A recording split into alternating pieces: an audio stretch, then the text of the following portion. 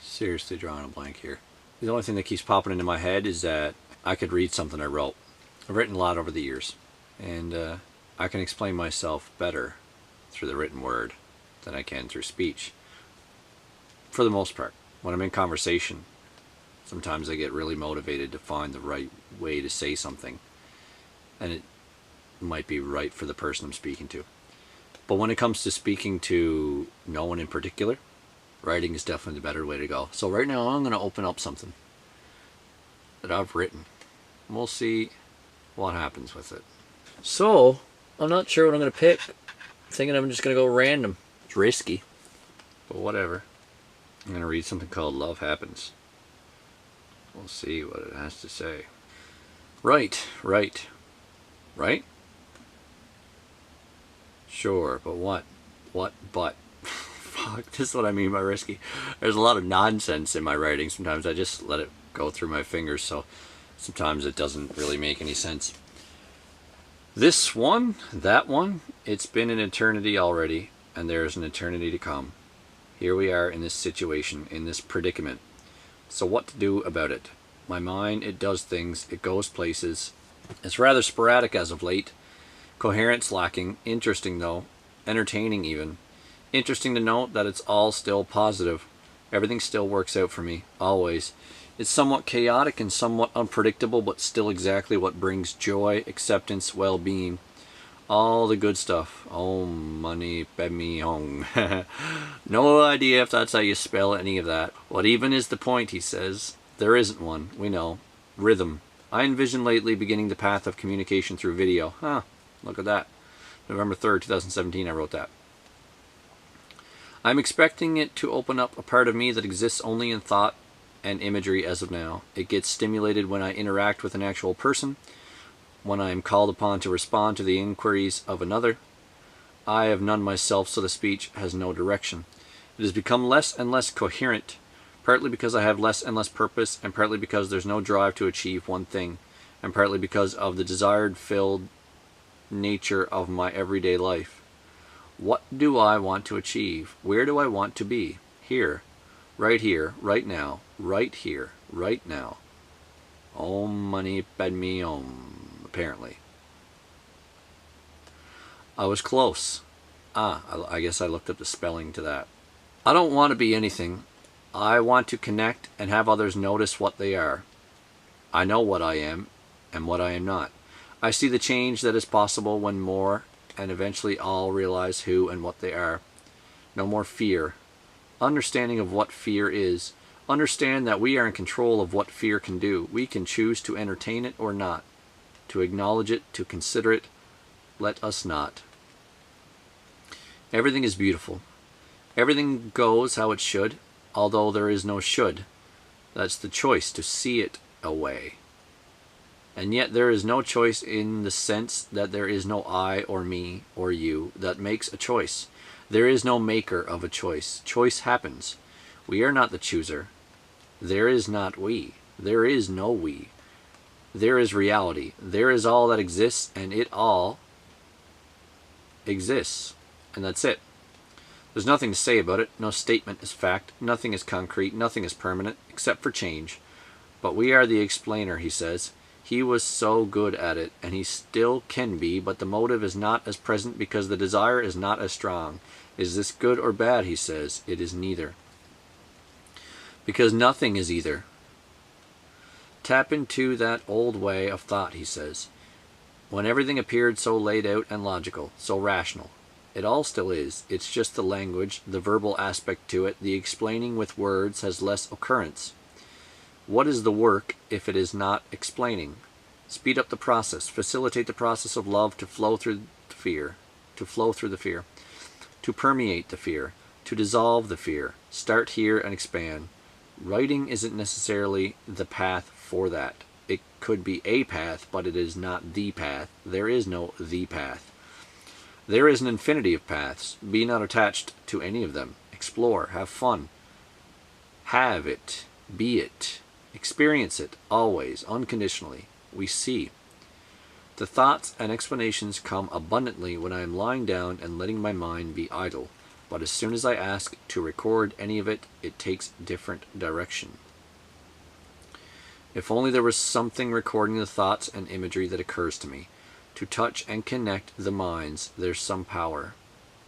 Wanting, there's wanting. It's okay if you always see it, and don't let yourself be consumed by it. Let your love flow. The energy that creates worlds is constantly flowing to me and through me. Fact. Employ the want and let it go, and use it again and let it go.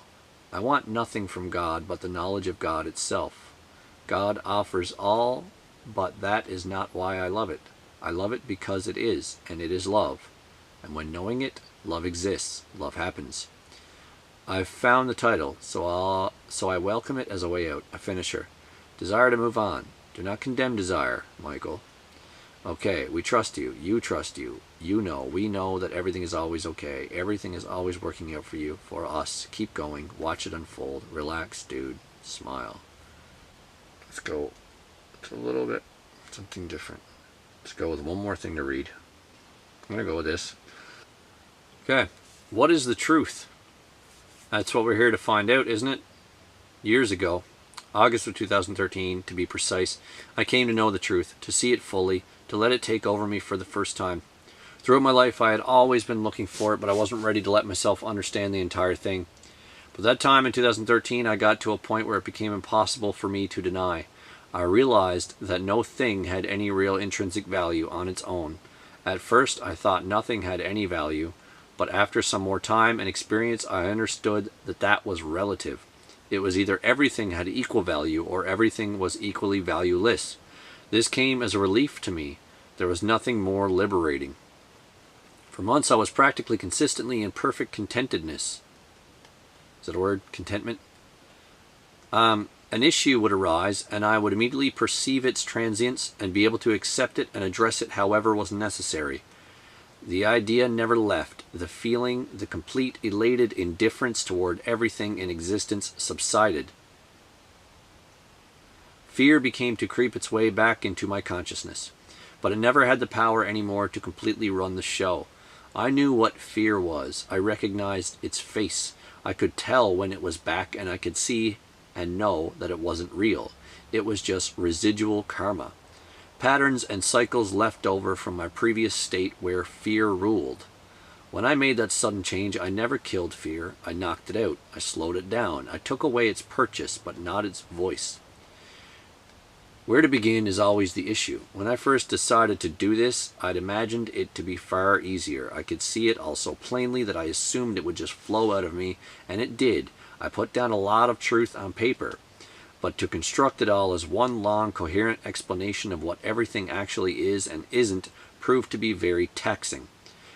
The only reason for that being that at some point during that process I started to believe that it couldn't be done. I still often think about the trouble I've had while writing, and I associate the activity of writing with that trouble. I see myself writing to a certain point and then stopping with a complete lack of direction. I get to it that this is pointless. I take away its importance. I see it as I see all things, and suddenly there lacks the motivation to dedicate myself to it. I guess I've turned it into a task, something that must be done. The pressure comes back, the fear from earlier days, and the doubt takes over. I know I can write, anything is possible, and if a conscious me seen it as possible before, then I must trust that me.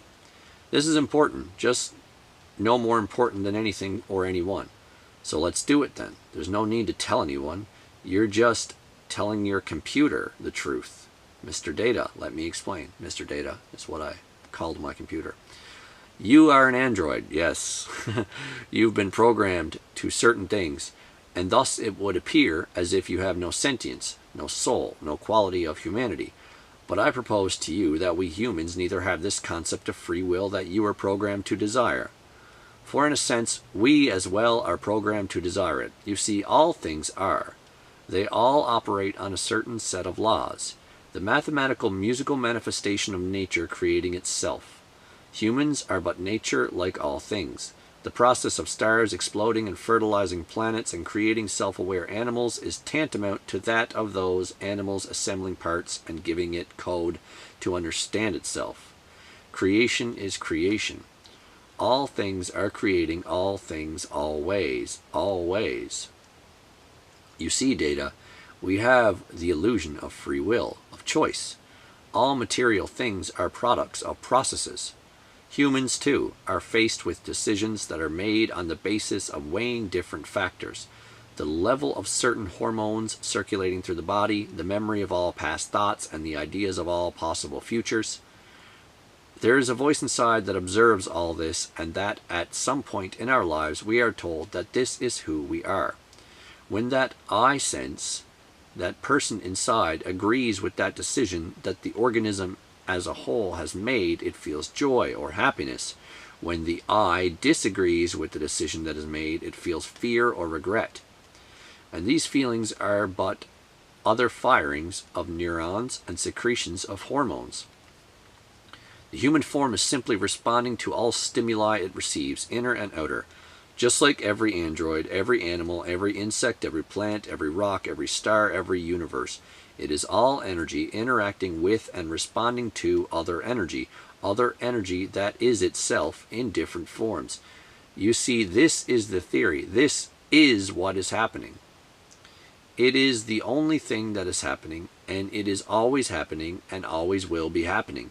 But what is the science? What is the math, the music of it all, the language? How can it be communicated?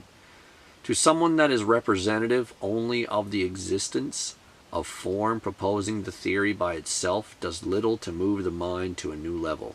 I got to read that sentence again. That one didn't process. To someone that is representative only of the existence of form, proposing the theory by itself does little to move the mind to a new level. Okay. To someone that is representative only of the existence of form. Okay. To arrive at that level of understanding, one must be guided. One does not simply imagine heaven and arrive there. They see its possibility and begin to be shown maps on how to get there.